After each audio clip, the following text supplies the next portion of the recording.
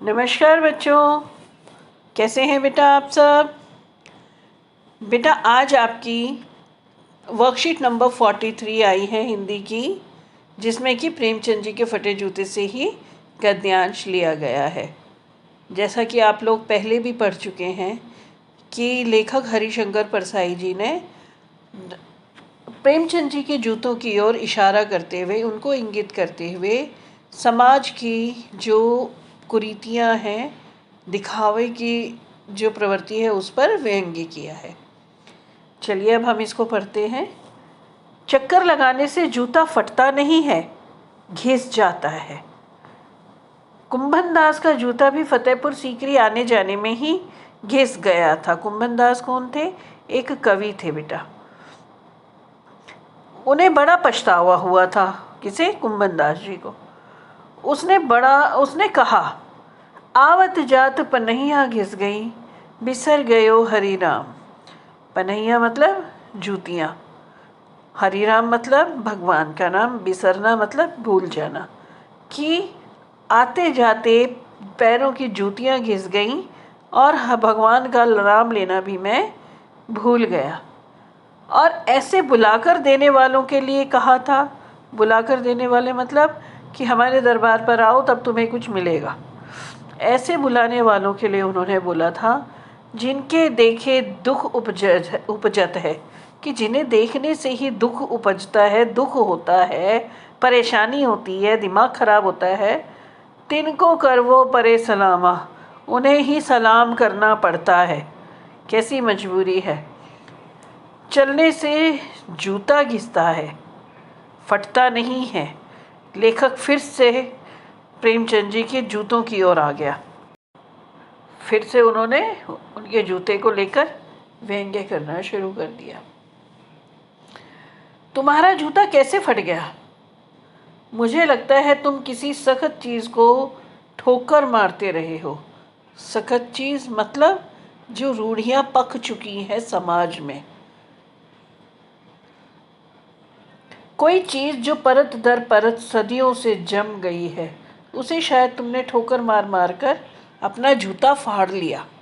परत दर परत बेटा, समाज में इतनी बुराइयां हैं, इतनी कुरीतियां हैं, बाल विवाह है या पर्दा प्रथा है। आज के युग में भी लड़कियों को पढ़ाने पर कई जगह पर अभी भी लड़कियों को पढ़ाया नहीं जाता है।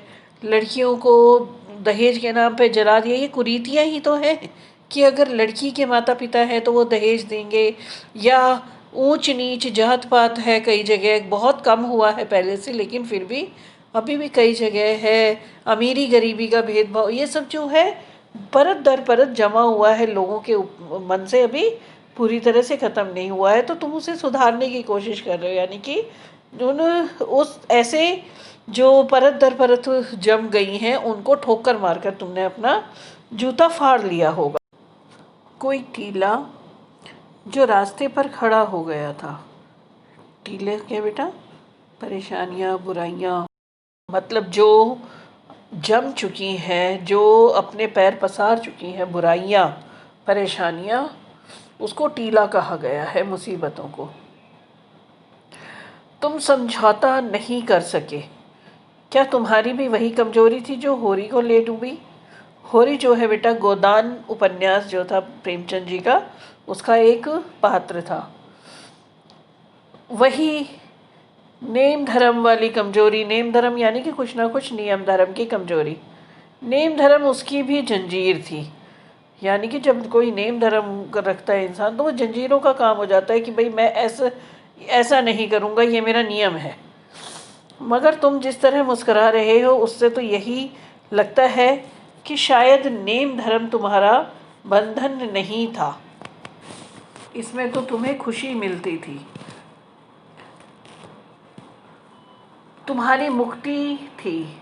तुम्हारी यह पाँव की उंगली मुझे संकेत करती सी लगती है, इशारा करती लगती है क्या? कि जिसे तुम घृणित समझते हो। घृणित मतलब जो हमें पसंद नहीं है, जो हमें बुरा लगता है, उसकी तरफ हाथ की नहीं पाँव की उंगली से इशारा करते हो।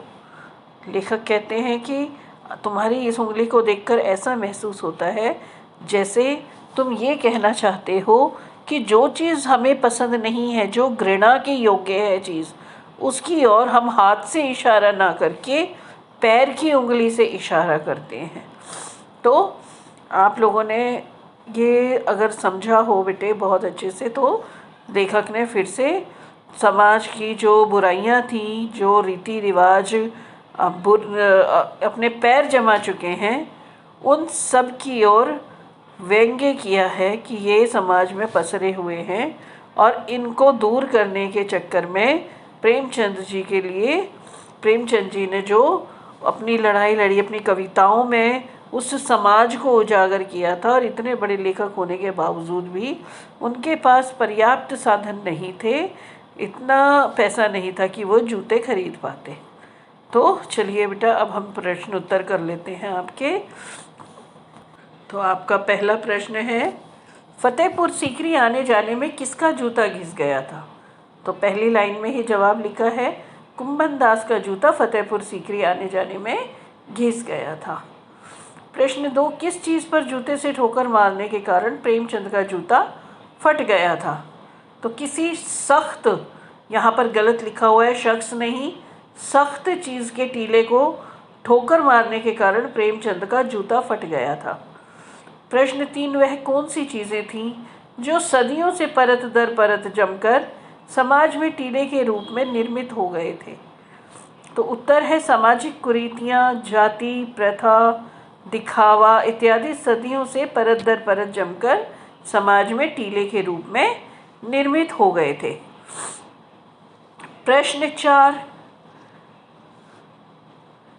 क्या आपको आज भी समाज में कुछ बुराइयां दिखाई देती हैं? कुछ बुराइयों के बारे में बताइए। वैसे तो आपको ही उत्तर देने, फिर भी मैं बताती हूँ। हाँ, आज भी समाज में काफ़ी सारी बुराइयां हैं।